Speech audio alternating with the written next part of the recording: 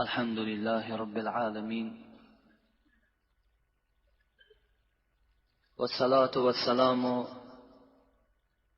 على محمد صلى الله عليه وسلم خاتم الأنبياء والمرسلين، ورضي الله تعالى عن الصحابة أجمعين ومن تبعهم بإحسان إلى يوم الدين.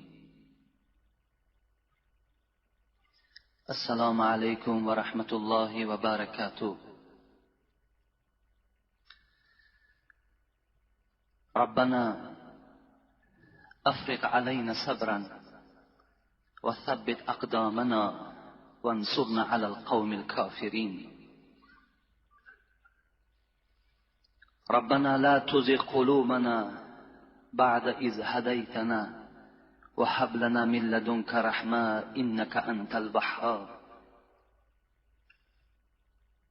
ربنا افتح بيننا وبين قومنا بالحق وأنت خير الفاتحين. ربنا آتنا ما وعدتنا على رسولك ولا تخزنا يوم القيامة إنك لا تخلف الميعاد. پروردگارا، از برکات این روز اهل این جمعیت ما را برخوردار بگردان و خدای مهربان جمیع گناههای ما را مغفرت بگردان. آن بندگانی که در این خانه تو حضور دارند، مرادها و مطلوبهایی که در دل دارند، خدایا با فضل خودت برآورده بگردان. گذشتگان ما را خدای مهربان رحمت و مغفرت بگردان. بیماری های ما را شفای کامل و شفای عاجل نصیب و روزی بگردان. جمهوری ما را پروردگارا آرام بگردان. یکدیگر فهمی را شعار این مردمی تاجیکستان ما بگردان. و رهبر دولت هم که برای آبادانی این جمهوری کوشش ها دارد، خدا ایشان را توفیقشان رفیق، عمرشان را دراز بگردان. ربنا آتنا فی الدنیا حسنه و فی الآخرة حسنه و قنا عذاب النار برحمتک یا ارحم الراحمین. الحمدلله که ما و شما دو جمعه از باب توبه آگاه شدیم، از رحمت پروردگارمان خبردار شدیم که در کدام حالتی که ما و شما باشیم، اگر به سوی پروردگار توبه کنیم، خدای مهربان خود فرمود توبه اون بنده را من قبول می‌گردانم. عبدالله ابن مسعود را یک نفر آمد نزدش و بسیار گریان بود، جوان بود و گفت ای عبدالله ابن مسعود، ای جانباز راه شریعت، ای کسی که پیوسته در صحبت پیغمبر بودی، آیا توبه مرا خداوند قبول می سازد یا نمی سازد؟ عبدالله ابن مسعود چی گفتند؟ گفتند پروردگار 8 در دارد، 7 در او گاه بسته می شود و گاه گشاده است، لکن در توبه پروردگار همیشه گشاده است. هر گاهی که می خواهی توبه کن، خداوند توبه تو را قبول می گرداند. امروز هم البته آن برادرانی که از ما و شما هستند و یک قسم عمر خدا در غیر راه پروردگار سپری کردند و سپری کرده ایستادند،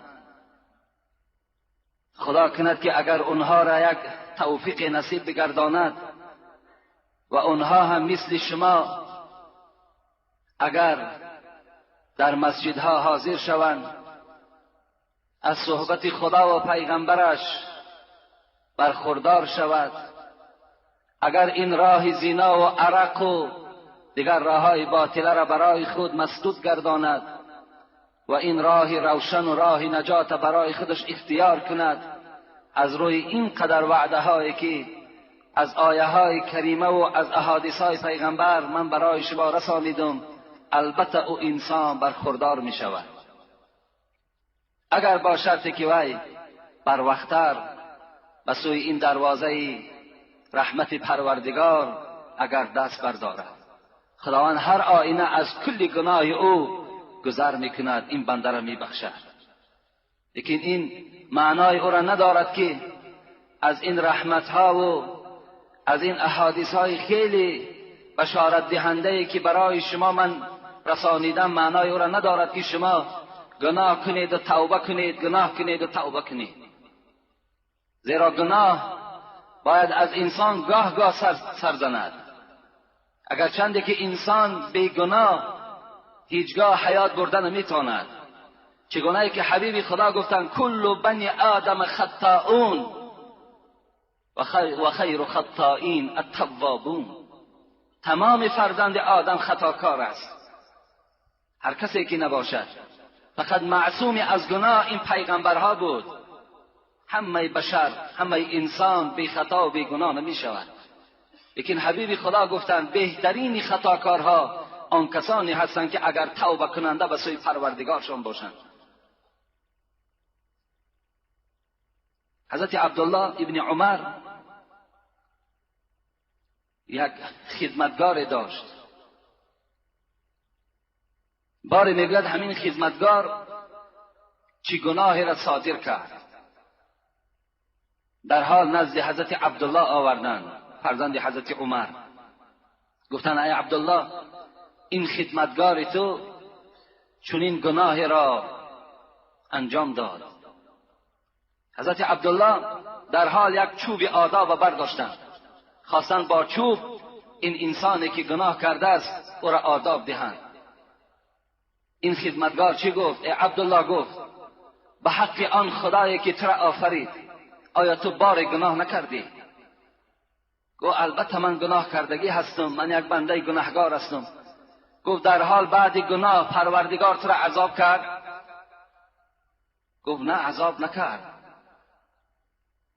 پروردگار تو را مهلت داد، پس برای من هم مهلت بده. این گناهی که کردم دوم بار گفت تکرار نمیکنم. از من یک مدتی گذشت، باز این غلام میگوید گناهی کرد. باز نزد حضرت عبدالله آوردند، گفتن عبدالله، این خدمتگار تو، این غلام تو چنین گناهی را انجام داد. حضرت عبدالله وقتی که برداشت یک خیمچه را تا که او را آداب دهد، باز همون سخن اوله را این غلام تکرار کرد. گفت به حق آن خدایی که ما و تو را ای عبدالله آفرید بار از تو گناه سر نزد. گفت سرزدگی هست. گفت به حق آن پروردگار گفت مرا هم ببخش. گفت چگونه که بنده را میبخشد دیگر از من گفت این گناه سر نمیزند. وقتی دفعه سیوم هم که این غلام میگه گناهگار شد، گناه را صادر کرد، جنایتی را برپا کرد، وقتی نزد عبدالله آوردن، حضرت عبدالله خواست که او را آداب دهد، این غلام میگه سکوت کردن، خاموش ایستادن. عبدالله گفتن چرا نمیگویی آن حرفهایی که اول گفتی دوم بار گفتی، چرا سوم بار گفت تکرار نمیکنی؟ گفت عبدالله گفت دیگر از این 3 باری که من گناه کردم دیگر شرم میدارم که نزد تو عذر خواهی کنم. صاحب کتاب میگوید وقتی که یک بنده از بنده که شرم کند از بسیاری گناه خود، باید که بنده نزد پروردگارش از بسیاری گناه شرم کند. این معنای را ندارد این توبه که من برای شما حکایت کردم که اینقدر رحمت پروردگار وسیع هست شما را میبخشد، این معنای را ندارد که شما ترک نماز کنید گوید خدا میبخشد. شما هر روز هم زنا کنید و هم عبادت کنید، این گونه این معنای توبه را ندارد. توبه اون انسان توبه حقانی هست که چگونه ای که خداوند گفت توبوا الی الله توبه نصوحا، شما به سوی پروردگارتان توبه میکنین، توبه نصوح کنین، توبه که دیگر بازگشت به سوی گناه نداشته باشد، توبه از صدق باشد. این گونه توبه را پروردگار از شما قبول میگرداند. الحال میخواهم چند سوال هایی که نزد من است جواب اینها را انشاءالله تعجیلا میگردانیم، زیرا که بیرون هم خنک است و برادران ما و شما در بیرون البته نشستگی هستند. از این خاطر وقت زیادی هیچ کدام شما را نمیگیریم. السلام علیکم داملای به نهایت عزیز و گرامی برای تمام مردم تاجیکستان. ما یک گروه مخلصان آواز شما و موعظه های شما از دوشنبه در مسجد ما حاضر 75 کسیت شما وجود دارد. هر بیگاه گوش میکنیم. شما گفته بودید که من درباره کبر و حیات حضرت ابوبکر، عمر، عثمان، علی صحبت میکنم. داملای عزیز، ما به صبرانه منتظر این صحبت هاییم.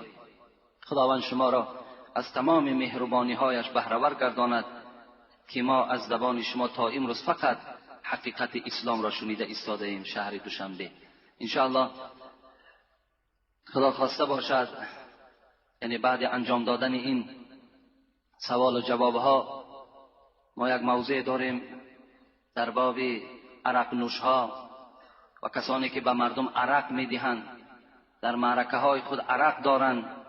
اینها در چی وعیدی سخت از جانب پروردگار است. انشاءالله این صحبت ها را بهر شما میکنیم و خدا خواسته باشد بعدش انشاءالله موضوع کبر است که همون بنده هایی که امروز تکبری میکنند، چی در نزد پروردگارشان چی در نزد بندگان خدا که خیلی هوا بلند هستند، آنها را اسلام چگونه مذمت میکند و بعدا خدا خواسته باشد از این 4 یار پیغمبر بهر شما البته صحبت میکنیم. و این برادرای هستند که یک سوالهای زیاد از دوشنبه آمدگی هست، میخوام اینها را بهر شما برسانم.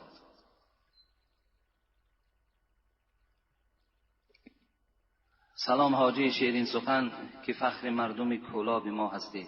ما یک گروه مخلصان شما از شهر دوشنبه بازار کاروان. یکم سوال میگویند که نیت کردی کاری نیک نیت قبول می شود. آیا نیت در اسلام هست یا نه؟ درباره نیت کمی خبر میدادید. برای اینکه شخصی در مدرسه میخواند و ما گفت که شخصی که نیت کرد که از زنش جدا شدن میخواهد در حال نیت قبول می شود یا این حقیقت دارد که همان شخص از زنش جدا می شود؟ آیا در اسلام در این باره نیت حدیثی هست که از زبان شیرین شما میخواهیم شنویم؟ از شما عذر میخواهیم. یعنی اگر شخصی که نیت کند که من از زنم جدا میشوم، این معنای او را ندارد که وای از زنش جدا شد، زیرا که جدا شدن این فقط و فقط به همان لفظ است.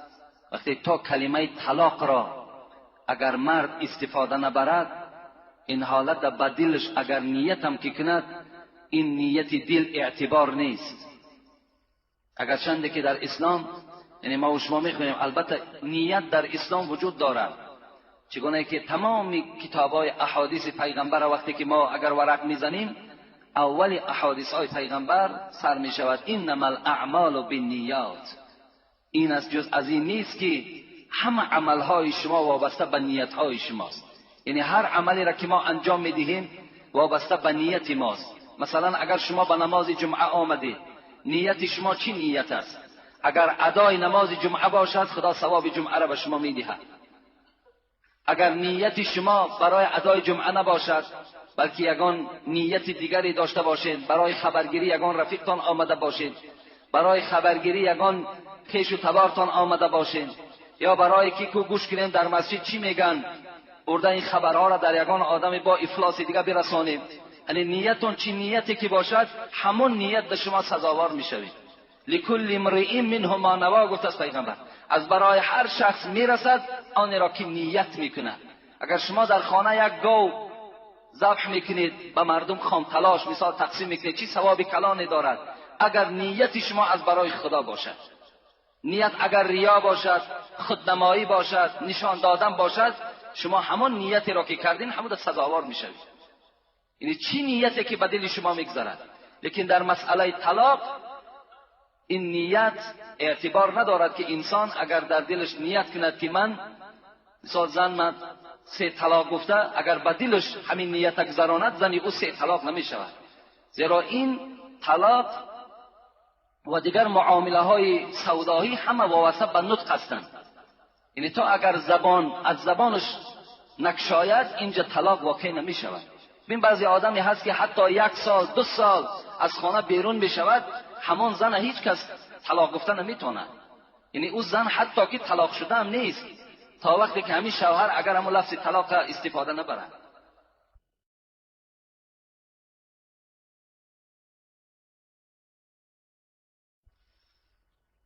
السلام علیکم اکای حاجی مرزا، ما از شهر دوشنبه به نماز آمدیم. ما از شنیدن امر معروف شما خیلی چیزها را آموختیم. شما در یکی از سبت‌های خود گفتید که با همسایه‌های خود خیر و سخاوت کنید و نیک باشد. ولی همسایه‌های ما پدر مرا سال 1993 در ماه شریف رمضان به یگان سبب به قتل رسانیدند. من چه خیلی با ویها معامله کنم؟ خود بگویید و در حق پدرم دعا کنید و خدا شما را نگهبان باشد. حاجی میرزای شیرین زبان، نویسنده صلاح الدین. خداوند این پدر را رحمت و مغفرت کند و گورش را خدای مهربان پر نور بگرداند و این فرزنداش خدای مهربان اهل هدایت گرداند. و به این برادر ما چی گفتنی هستیم؟ البته دیگر خداوند آن سالهایی را که در اینجا این برادر یادآور کرد، خدای مهربان هیچگاه این حالتها را دیگر بالای این مردم تاجیک نآورد که خیلی حالتهای ناخوبی بود که همه ما و شما از حالتهای ناخوب این چشیدیم. خیلی آزرده شدیم، خیلی مانده شدیم. چی به عدالتی ها، چی اوباشی ها البته در این سالها سر زد. الحمدلله که الحال این آرامی و این یکدیگر فهمی که در بین ماست، هزارها به سوی پروردگار شکرانه کردن در کار. لیکن این برادر باید که این همسایه هایی که به قتل این پدر این جوان دست زدگی هستند، اسلام البته همه وقت بخشش را دوست می‌دارد، همه وقت بخشش دوست می‌دارد. اگر این همسایه ها اصلاح شده باشند، امروز نمازخوان باشند، اگر امروز پشیمان شدگی باشند، باید که این برادر یعنی از گناه اینها گذرد و اینها معامله کند همچون همسایه. چگونه که پیغمبر خدا را اگر شما جنگ احد اگر یاد داشته باشین، چی پیشانیش زخمی کردند، چی ابروهای ایشان زخمی کردند، چی دندان مبارکه، چی رخساره های مبارکه، همه را خونشار کرده بودند. لیکن وقتی که آن اسیرهایی را که در این جنگ احد به دست آمده بود در دست مسلمان ها اسیر آمدند، رسول اکرم گفتند با این اسیرها معامله خوب کنید.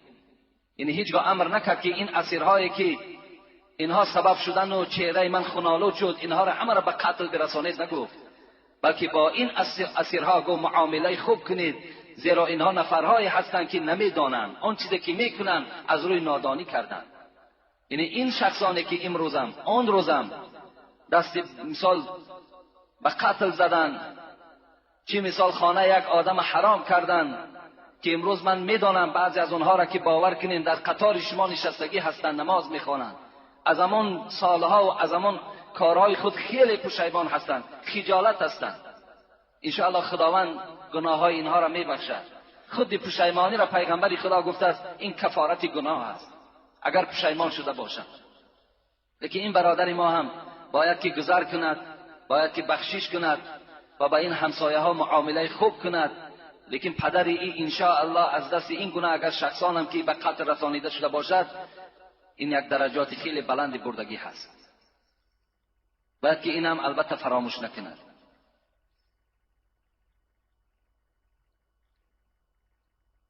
یا اگر نظر کنیم ما و شما، وحشی حضرت امیر حمزه را به قتل رسانید، اما که پیغمبر بود. وقتی که ایمان آورد پیغمبر خدا با او چیزی نگفت، با او چیزی گفته نتوانست، زیرا وی دیگر ایمان آوردگی بود.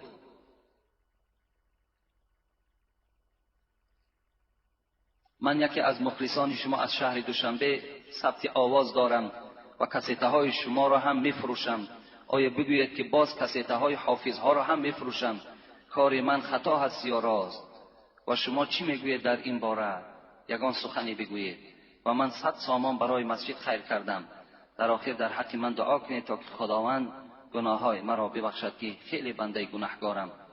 سوال: آیا آدم های چشم میکنند میگویند که چشم او را میرسد، آیا حقیقت دارد؟ در پناه خدا باشید. حاجی میرزای شیرین سخن، نویسنده رستم از شهر دوشنبه. این یکم سوالی که مثال کسیته های دیگر حافظ ها را میفروشد، اگر اونها سرودهایی باشد که برای بگیم بهبودی اخلاقی امروزه ما و شما نباشد، یعنی اونها چنان یک طربی داشته باشند که انسان در یک هیجان بیارد، اونها را چی گوش کردن و چی فروختنشون حرام است در اسلام. اونها جایز نیستند. حتی که اگر از این گونه کسیته ها اگر استفاده برن، پول وی هم حرام است برای او. اینش حقیقت اسلام است. لیکن شعرهایی باشد که از غزلهای عبارت باشد، شعرهایی باشد که بسیار یک تربیه خوبی اگر در داخل اونها وجود داشته باشد، اینها را گوش کردن فروختن باکی ندارد. چشم حقیقت دارد یعنی البته حقیقت دارد. پیغمبر خدا گفتند العین حقون، چشم حق است گفتند، یعنی چشم البته زهر چشم میرسد. و اگر ما و شما آخری سوره نون هم که خوانیم، تفسیر همین ده اعوذ بالله من الشیطان الرجیم و ان یکاد الذین کفروا لیزلقونک بابصارهم لما سمعوا الذکر و یقولون انه لمجنون. انا همین آیه حسن بصری میگوید که خاصه در بابی چشم آمدگی هست که آخری سوره نون است، از پاره 29 از قرآن است. و حتی حبیب خدا حدیثی دارد که چشم بعضی از آدمها را در قبر جا میکند و چشم گفت از پیغمبر بعضی از اشتر را در دک جا میکند. این حدیث پیغمبر است که چشم اشتر را در دک و انسان را در قبر جا میکند. یعنی البته زهر چشم وجود دارد، لیکن برای این مردم ما و شما مهره چشمی میگرفتند که یک بگیم کدام انسان اینا را دلالت کرد در یک شرک که خیلی گناهگار کلان میشوید. اونا هیچگاه شما را از چشم نگاه نمیدارد، شما را یگانه از چشم نگاه میدارد. شما فقط سوره آیت الکرسی را خوانین، سوره های قل اعوذ برب الفلق، قل اعوذ برب الناس خوانین، در داستاتان بدمین، در تمام وجودتان محض کنین، ان شاء الله خدا شما را از تمام چشم نگاه میدارد. لیکن اگر شما اینا را استفاده نبرین، بلکه ما و شما چوی توغ میگیم و بعضی چوی ها را میران از مزارها و دیگر میارن، اینها در یک باره گناهگار میشین. شما چشمی که نمیرسیدگی باشد شما در چشم میرسد، زیرا اینا بیچاره خودشون را حمایت کردن نمیتونن. با اینها صاف تماما اخلاص نبندین، اینا از شرکیات هستند، شما بسیار گناهگار میشوید. باور کنید از همین صحبت های در مهم مسئله ها که ما بسیار صحبت میکنیم، بسیاری گپ ها هم که به ما میرسد، میلش به ما هم که رسد، تا که شما اگر اصلاح شوین ان شاء الله ما در تمام ارضیتش راضی هستیم، اگر به شرطی که شما از حقیقت این صحبت ها برخوردار شوید. نکنید اینها را. دیروز یک جوان خانه آمده است، باور کن حالت او را هیچ کس هیچ تصور کردن نمی شود. خیلی حالت وزین، خیلی بیماری سخت بیچاره را فرا گرفته است. من گفتم چی تبابت کردی؟ گفت همون مزار در یک ملا هست. گفت کی که میرم، گفت از همون خاک همو یک جاروب دارد، گفت همین پشتای مده، گفت میمالد، گفت میشکد، گفت و مرا مهلت داده است که 20 روز بعد تو شفا میابی. همین دروغ ها چی لازم هستند؟ من اون جوان گفتم نخواه که تو اینقدر صحبت میکنیم و اینقدر از این خبرها خبر میتیم، تو کجا را گوش میکنی؟ اون بیچاره‌ای که در دستش جاروب دارد یا مثال تر به این کارهای شرکیات دلالت میکند و احتیاج هم 5 سامان و 10 سامانی تر دارد، اون بیچاره همه فکرش بسوی همون پولی ته هست و پروای شفای ته هم ندارد. شفا در دست او هم نیست. آخه بدنت میسوزد، درمند است. الحمدلله امروز بیمارخانه ها رفته در طبیب ها نشان بتین. آخه میبینی که یگان زیان است. الحمدلله امروز جوانهایی هستن که از قرآن آیت قرآن میخونند، اونها را بیار تا که مثال قرآن قطعی تو را شفا کنند.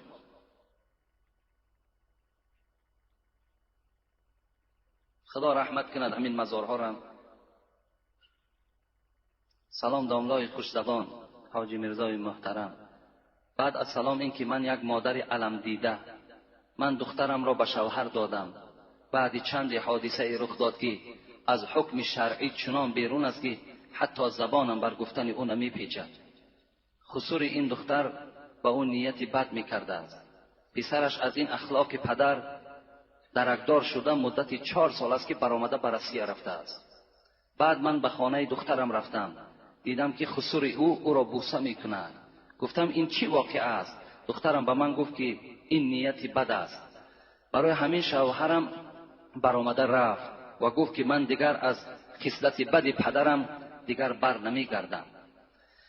من دخترم را گرفته به خانه‌ام آوردم. شما عالم شناخته در این موضوع چی میگوید که 4 سال هست که دخترم در خانه هست؟ شوهرش جوابش را نداده است. آیا حق دارد که به شوهر برآید؟ شما در این باره چیزی میگفتید؟ التماس در این باره جواب مفصل دهید که ثبت کسیتوی شود که ما یک گروه مخلصان شما از شهر دوشنبه، ما شکر خدا میکنیم که چنین پیشوا را خدا نصیب ما کرده است. ما همیشه ثبتای شما را گوش میکنیم و از چندین راههای بد گشتیم. خدا عمر شما را دراز و علمتان را زیاده گرداند. خدا حافظ حاجی محترم.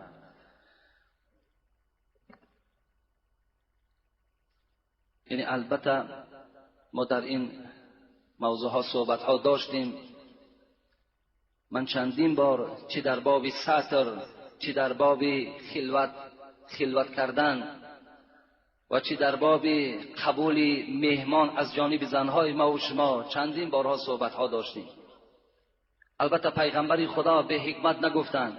در حدیث های فراوان برای ما و شما خبر میدهند لا یخلون رجل بامرأة الا کان ثالثهما الشیطان، که این حدیث ترمذی است. هیچگاه زن همراه زن هیچگاه خلوت نکند یک مرد بیگانه، زیرا یقین داند که سیوم اونها شیطان است. هیچگاه باید که زن یعنی با مرد بیگانه، چگونه که امروز زنهای مردم ما و شما مبتلای این بلا هستند و عاقبت به این خیلی حالتهای ناخوب دچار میشوند که دیگر افسوس میخوریم، دیگر هیچ فایده نمیکند.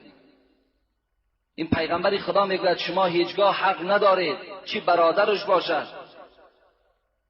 چی خیش تبارش باشد، با زن در یک خانه تنها نشیند، زیرا که سیوم شما شیطان میشود. گفت پیغمبر و شیطان در هر یک رگ و خون شما بی نهایت تیز حرکت میکند. ببینید این حالتی که هست باور کنین. گفت این مادر زبان انسان نمیپیچد. چه یک حالتی خیلی شرمندگی چی دنیا و چی آخرت است. از پشت چیز؟ از پشت آن است که خسر با کیلین شاید در یک خانه تنها ایستادگی باشند.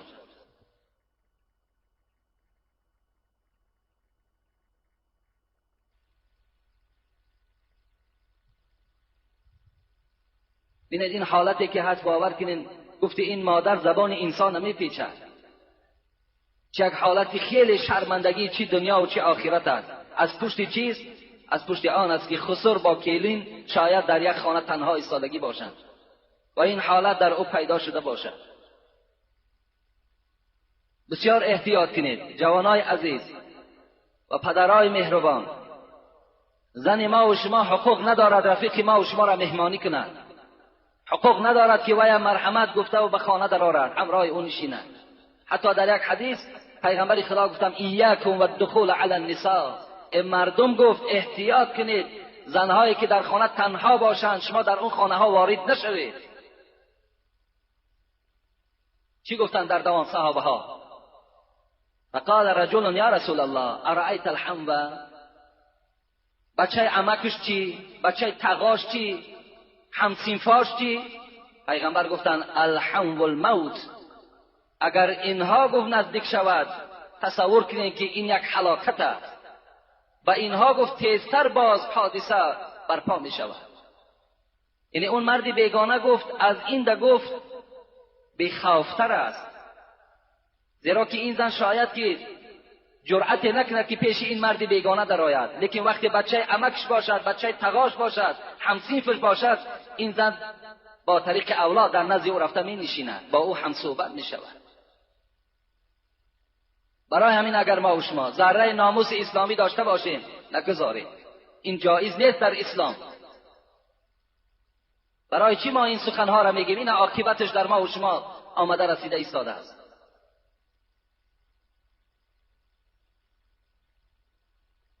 این فقط میتواند این مادر رفته در مفتیات مراجعت کند، یعنی اداره دادن فتوای طلاق است. این 4 ساله که این جوان به این همسرش نگاه و بین نکرده است، این در همان مفتیات اگر مراجعت کند، اون جوانها برای این خط طلاق میدهند که در این مدت وقتی که شوهر که اگر هیچ نگاه و بین از جانب او نشود، اونجا در فتوا در اونها حقوق دارند، می نویسند در دستش میدهند. از روزی که وی می نویسد الک حکم طلاق واقع می شود. اون عده می پاید، 3 حیض کامل نگاه میکند، بعد اون می تواند که شوهر کند. این یگانه فقط همون جای حل کردنش فقط مفتیات است. السلام علیکم داملای عزیز، ما در یک پنجشنبگی اشتراک میکنیم، فقط شیربرنج میکند از حساب نارسایی‌هایش و یک ملا داریم، اون میگوید که پیش این شیربرنج خیزه. آیا این درست است یا نه؟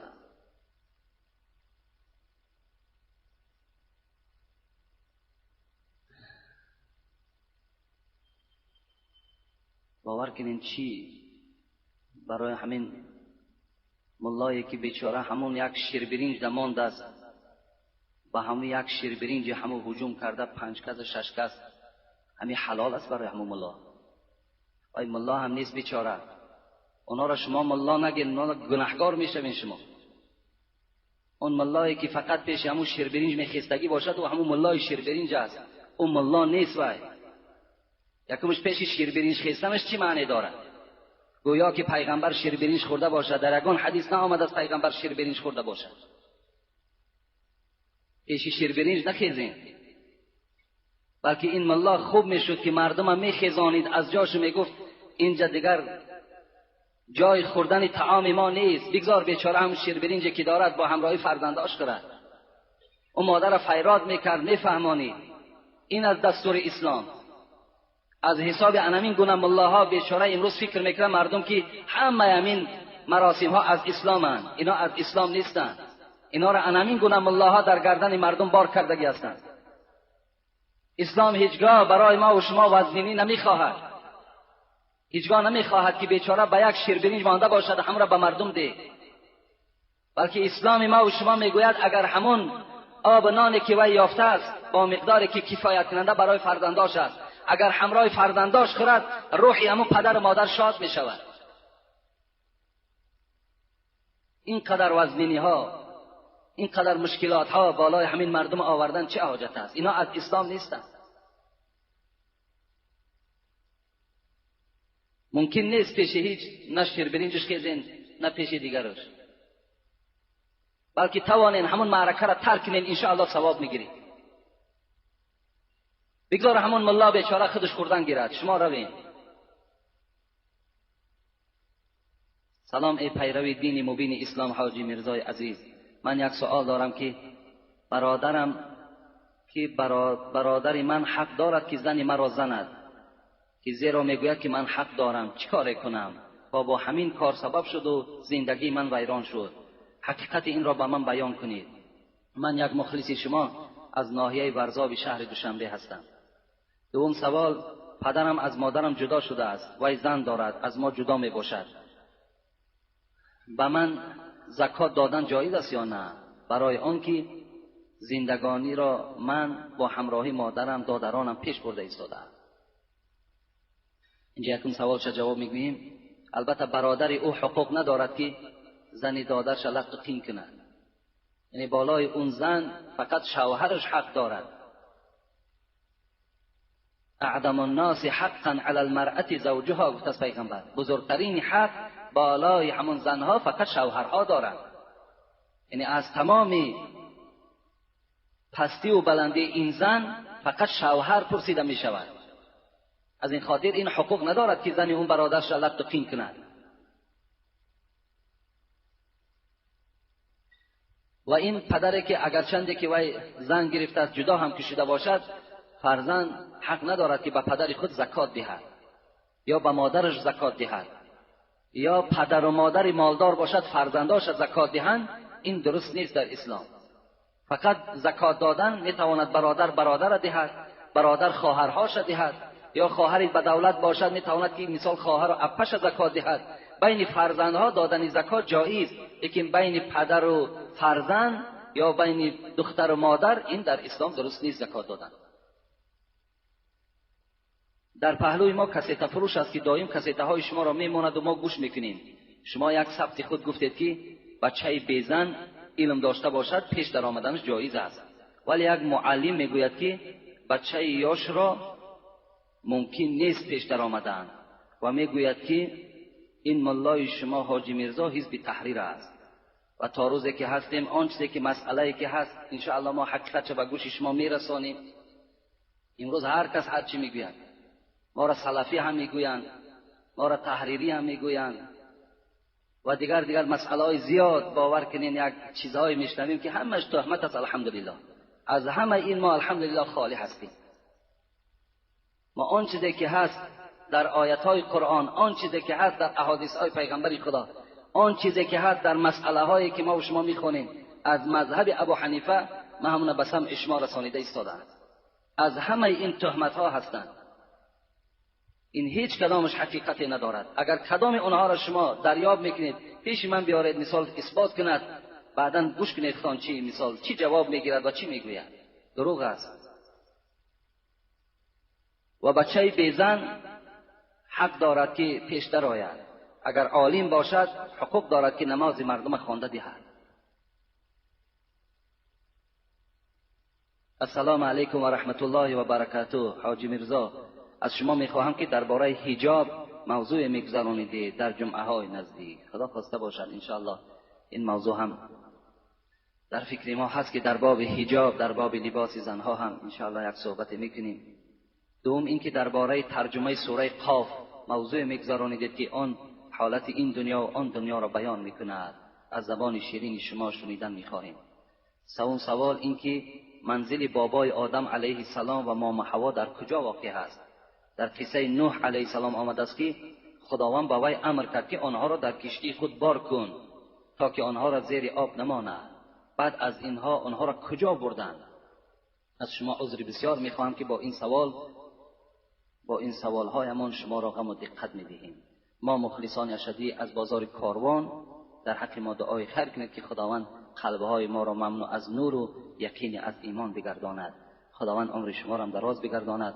دوستداران شما نصرالدین و رستم و نام رستم خوب است یا نه؟ مرا ببخشید حاجی شیرین گفتار. در اسلام بهترین نام عبدالله و عبدالرحمن است. بهترین نام همون نامی هست که با عبد اگر شروع شود، یا نامهای پیغمبر ما و شما به نام یاسین و احمد و محمود و اینا بهترین نام ها هستند. منزل بابای آدم در اصل در تاریخ ها میگوید، چه تاریخ تبری هم میگوید که وقتی که دنیا زیر آب میمان خداوند به نوح امر کرد که حضرت آدم استخوانهاش با همراه مام حوا بگیر تا که این آبی که دنیا را میگیرد این آب مقرری نیست، این بلکه آب عذاب است. یعنی این عذاب دارد تا که اینها از عذاب پروردگار خلاص شوند و اینها را همراه خود ببر. در اون تاریخ ها دیگر نگفته است که یعنی بابای آدم و مام حوا در کجا است، لیکن اینجا حاجی های هستن که زیارت کردن میگوین که در هندوستان است. یک حاجی دیگر او روز آمدن ما را زیارت گفتن بابای آدم در بیت المقدس ما زیارت کردیم. حالا همین من نمیدانم در کجاست، لیکن بسیارتر مردم میگوین که در همون هندوستان هستند. شاید دانستنش به ما و شما قدر شرط هم نیست. جایده باشن خدا رحمت و مغفرت کنه. السلام علیکم داملای شیرین بیان. من یک نفر مخلص شما از شهر دوشنبه، من با نزدیکی عائله دار شدم و میخواهم در حق عائله ما دعا کنید و خود من دانشجو می باشم. با احترام ایشان جمال الدین. خدای مهربان این حیات این ایشان جمال الدین پرفیض و پربرکات کنه و خداوند فرزندان سالم و صالح نصیبش بگرداند. آمین یا رب العالمین.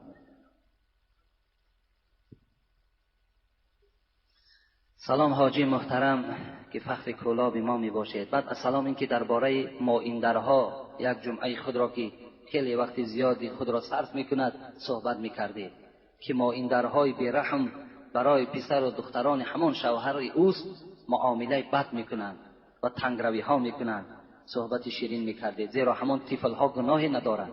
این برای این گونه زنها تأثیر میبخشید و از یزدان پاک سلامتی شما را خواهانم و در حقمان دعا کنید که بنده گناهگاریم و خداوند گناههای ما را مغفرت کند. التماس دعا کنید خداوند گناههای این بنده را مغفرت بگردانی و خدا از جمیع آفتها در حفظ امانش نگه بداری. آمین یا رب العالمین. و درباره مائیندرها که البته امروز همه شما میدانین وقتی که یک مرد زنش از دنیا میگذرد، یک زن میگیرد، اون دیگر چنان معامله دارد که مجبور میشود این مرد از همه فرزندهایی که در خانه دارد از همه اونها گذر کند برای خاطر همین زن. برای خاطر این زن از 5 فرزند است، 6 فرزند است، چندی که باشد همه اونها را پیش میکند و همون خانه را صاحب میشود. لیکن این خطا هست در اسلام، این بسیار خطای کلان است. اگر همون زنی که اگر خدا ترس باشد و زنی کردنی باشد، هیچگاه این شرط ها را نمیماند که این فرزندات از خانه بیرون کن بعدا من همراه تو زندگی میکنم. یعنی هیچگاه تو را نمیخواهد او، بلکه همون خانه تو را میخواهد. در اصل اون طفل ها و اون کودک ها چی گناه دارن؟ اونها برعکس بیچاره احتیاج دارند در آغوش گرم مادر ایستادن را. اونها همه دل شکسته شدند. اونها را تا جای این مادری که آمد همچون مادر باید نوازش کند، باید که پرستش کند، باید برای اونها دلتیی کند. رسول اکرم میگوید انا و کافل الیتیم هکذا و اشار بالسبابه والوسطی. گفت از کسی که اگر حال یتیم ها را غمخواری میکند، کسی اگر سر یتیم ها را دستمال میکند، یقین داند که مثل انمین 2 انگشت بر من در روز قیامت نزدیک است. پیغمبر خدا احترام یتیم ها میکردند، بیکس ها را پشتیبان میشدند. برای چی پیغمبر خدا ببینید فقط زنی که گرفته از هیچ کدام اون دختر نبود بغیر عایشه، همه اونها صاحب فرزند بودند. به خاطر نوازش فرزندای اونها را نکاح کرده گرفت، فرزندای اونها را نوازش کنند.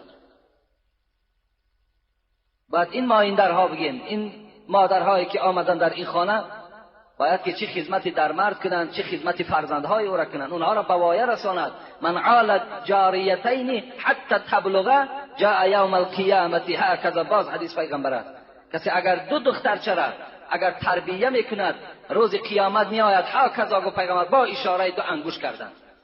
کسی تربیه اگر 2 تا کودک میکند، باید که این مادرها کودکها را تربیه کنند. از تربیه خوبی میکردگیش باز فایده این فرزندها را یک اندک پس انشاءالله میبیند. اینها را دربدر نکند. اینها را که دربدر کردی اون جوان است، به همه کار قادر است، اونها بیراه میشوند. اون پدر مسئولیت دارد در بالای همه فرزندها، جوابگر در نزد پروردگار است. شاعر چی میگوید؟ میگوید چوبینی یتیمی سرافکنده پیش. خدا رحمت کنه صاحب تفسیر روح البیان. میگوید اگر شما میبینید که یک یتیم از حساب نداشتن مادر است یا پدر است، سری خود پیشه کرده است، سری خم دارد، چوبینی یتیمی سرافکنده پیش، مده بوسه بر روی فرزند خیش. وقتی دیدی یتیمی را بی صاحب است، آغوش مادر پدر میفارش، در پیش او یتیم شاعر میگد به فرزند خودت بوسه نده، زیرا او یتیم وقتی که نگاه میکند مهربانی او فرزند، البته دل وی گریان میشود، وی غمگین میشود. برای دل یتیم غمگین نشدن شما فرزندهاتون در پیش یتیم ها نوازش نکنید. دیگه الا تا نگرید که عرش عظیم بلرزد همه چون بگرید یتیم. شاعر گو وقتی یتیم گریان شد یقین دانید که عرش پروردگار در جنبش می آید. لیس منا من لم یرحم صغیرنا و یوقر کبیرنا. پیغمبر گفت از من نیست، گفت کدام مرد و کدام زن، آن مرد و آن زنی که به خردسالها اگر رحم نداشته باشد، اگر با این خردسالها اگر رحم نداشته باشد، چی مرد باشد چی زن باشد، لیس منا، گفت پیغمبر از ما نیست، از امت اسلام نیست. یعنی این کسی نباشد باید که برای حیات برقرار کردنشان چیکار کنن؟ باید در بین یکدیگر محبت داشته باشند. چی زن کودکدار باشد، چی مرد کودکدار باشد، باید که در تربیت یکدیگر روند. این جوانهایی هست که امروز زنهای 3 کودکدار و 4 کودکدار برای خاطر فرزنداشان نکاح کرده میگیرند تا که کودکای اونها را ما نوازش کنیم. این بیرحمی است که وقتی که وارد خانه من شود، من به خاطر همین خیال زن بدبختی که سبب چند پراکندگی فرزندای من شود، من فرزندام پیش کنم و باید در آغوشم گیرم، وای به تو هیچگاه زنی نمیکنه، زیرا این شرطی که وای مانده شرط اسلامی نیست.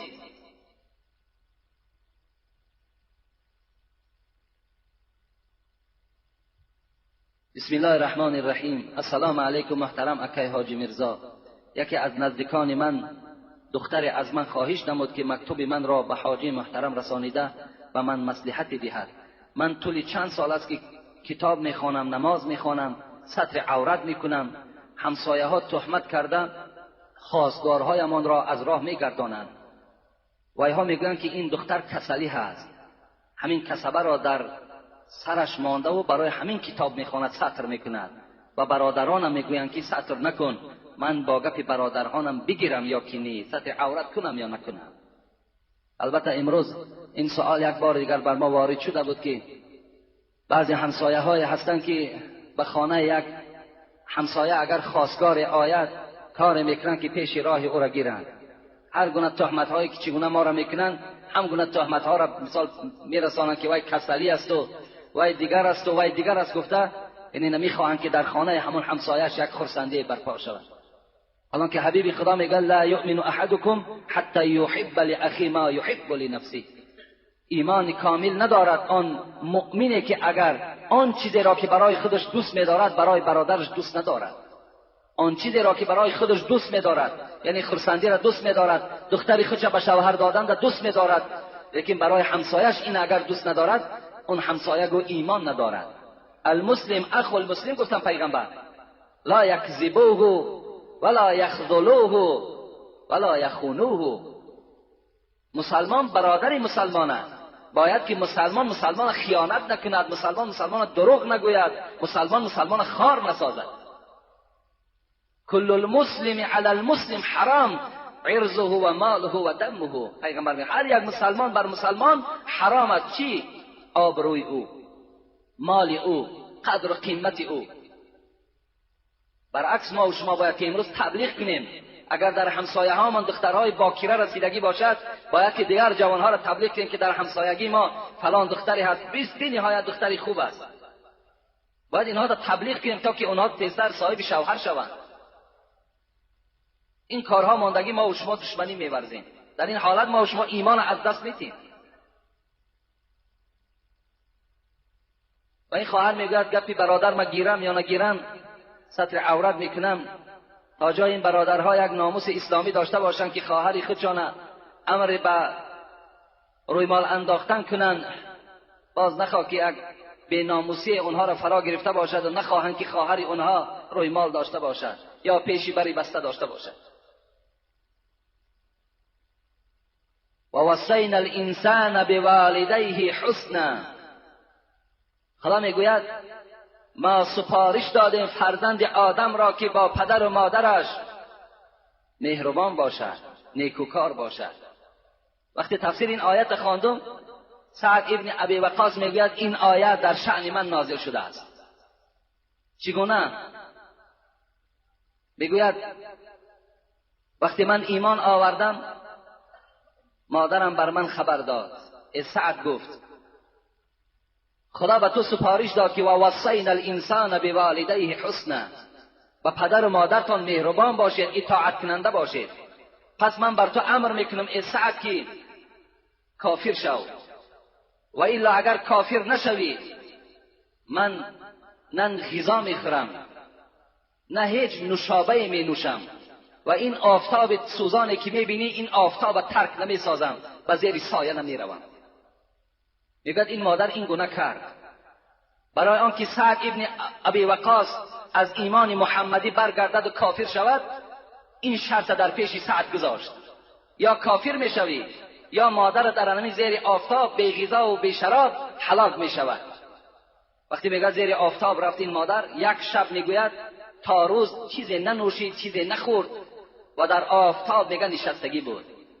روز دوم شد از آفتاب نمیخیست، برای فرزندش کافر شدن. روز دوم هم میگه تمام شد، مفسرای قرآن میگویند. روز سوم بود که مادر بیهوش افتی. سعد بالای سر مادر آمد، چی کلمه گفت؟ مادر گفت اگر گفت تو 100 جان داشته باشی و هر یک جانی تو گفت با این گونه مشقت از بدن تو جدا شود، من کسی نیستم که از ایمان محمدی برگردم.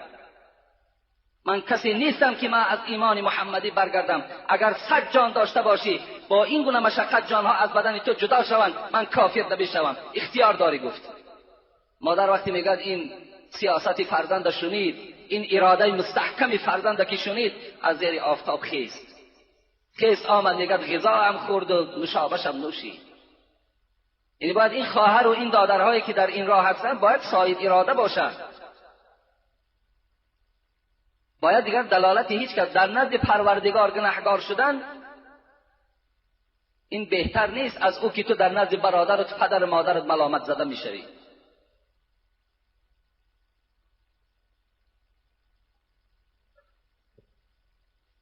السلام علیکم محترم حاجی میرزا، ما یک گروه مخلصان شدید شما از دهه بلیان پایان ناحیه دنقره با طلب زیارت شما آمدیم که نماز جمعه عین اجابت دعاست. از شما التماس یک دعای نیکنید.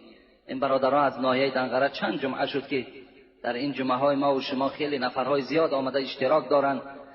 در حقشون دعا کنیم که خدای مهربان این برادرانی که از بلیان پایان و از دیگر ناحیه های دنقره و این جمعه ما و شما می آیند، خدا در هر قدمشان حسنات کتابت کند، عمر ایشان دراز و توفیقشان باز هم خدای مهربان زیاده بگرداند و به تمام مراد و مطلوب های نیک خدای مهربان موفقشان بگرداند. آمین یا رب العالمین. خوش آمدند. السلام علیکم حاجی میرزا، من یکی از مخلصان شما از شهر نارک می باشم. نصیب باشد به زیارت می آیم. ما اهل خانواده هم شما را دوست می داریم و در حق شما هر نماز دعا می کنیم که چنین پیشوا داریم. ماه ایون مادرم از دنیا گذشت، می خواهم که در حق مادرم و خانواده هایم دعا کنی. نام من سفرعلی و بگوید که نام من خوب است یا نه، نام شما خوب است و خدای مهربان این مادر روحش شاد و قلبش پر نور و این برادر سفرعلی را چه خداوند عمر دراز و تن صحت نصیب بگرداند. آمین یا رب العالمین. السلام علیکم داملای محترم، درباره نانی که در خانه مرددار می آرند، همسایه هایی که شب برای ختم می روند، نان خوردن جایز است یا نه؟ تا سه روزگی را التماس که جواب گردونید که همین روز، یعنی اگر روزی که جنازه می شود در یگان محله های ما و شما، حدیث پیغمبری خدا هست اصنعوا لآل جعفر طعاما.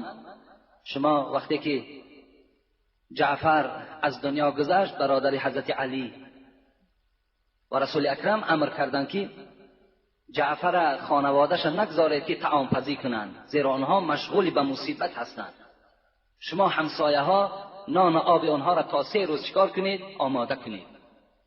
برای همین در تمامی یعنی فقه های ما و شما و حدیث ها هم در این باب وجود دارد، تا 3 روز در خانه مرددار باید که از جانب مرددار چیز پخت و پز نشود، باید که همسایه ها آماده کنند. زیرا که عزیزان ما و شما میگوید این طعام پختن و این طرب و سرور فقط برای روزهای خرسندی هست و این بنده که امروز مصیبت دارد باید که مردم همسایه ها او را از آب و نان تأمین کنند. لیکن شب وقتی که ما و شما بسیاری خوراک میبریم، یعنی در خانه خوراک زیاد میماند، بهترین صورت همین است که اگر در همون اطرافا همسایه های کم بغل باشد، اونها را برده در خانه اونها دهیم. و الا اگر همون همسایه هایی که می آیند و از همون طعام همسایه ها اگر در همون شب همراه خانه‌دار خورنم، اینم اجازت است. این همراه اگر همون خانه‌دار همون طعام هایی که از همسایه ها می آیند، برای آنی که اونها اسراف نشوند، برای اونها را مثال در گاوه ها تقسیم نکنند، اونها را همون شب مثال همراه خانه‌دار خورند، این در اجازت هست. لیکن بهترین صورتش اگر شما اونها را در همسایه های کم بغل یا نگاه کنین که در جایهایی که مثال مردم محتاج هستند اگر همون نان و آبی که باقی مانده از برده دهین، اینش با افضلتر و بهتر است. و آخر دعوانا ان الحمد لله رب العالمین. الحال انشاءالله دعا میکنیم در حق اون بعضی برادرانی که در این مسجد خدمت ها کردن. ما روز عید پرسیدیم، امروز تا حال در مفتیات مجلس نشده است، یعنی نمیدانند که عید قربان کی است و بعضی آوازه ها ممکن که روز 10 باشد، لیکن این معلوم نیست. این معلوم نیست، زیرا الحال من تلفنی کردم اگر باشد که یعنی روز 10 باشد انشاءالله جمعه آینده در باب همان ذبح حضرت اسماعیل که این خاص عید قربان و همین وابستگی دارد صحبت میکنیم. اگر نباشد بهتر باشد، یعنی جمعه های آیندهش خدا خواسته باشد انشاءالله در این موضوع با شما صحبت میکنیم. اینجا یک برادرمان حاجی حاتم که قریب 5 وقت نماز در همین مسجد میخواند، چند بار شد که در این